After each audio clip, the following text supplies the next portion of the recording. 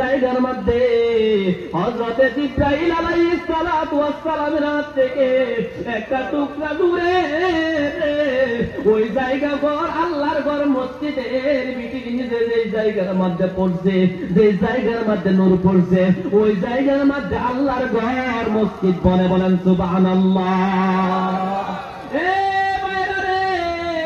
আল্লাহর ঘর মসজিদের মধ্যে সবাই টাকা দিতে পারে না রে, আল্লাহর ঘর মসজিদ সবাই বানাইতে পারে না, আল্লাহর ঘর মসজিদের সঙ্গে সবাই দিল রাখতে পারে না, আল্লাহর ঘর মসজিদের খবর সবাই রাখতে পারে না।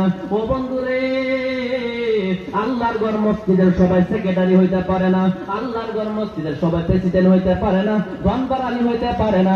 যাদেরকে আমার আল্লাহ রব্বুল আলামিন পছন্দ করতে রে, তাদেরকে আমার আল্লাহ রব্বুল আলামিন মসজিদে যতগুলো যাবতীয় কাম আছে তাদের হাতের মধ্যে উঠায়া দিয়েছে। বলেন সুবহানাল্লাহ।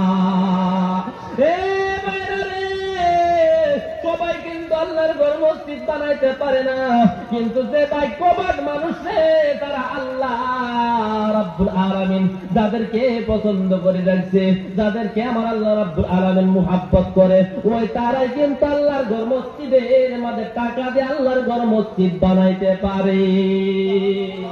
আমার ভাইয়ের, আমার বন্ধুগণ,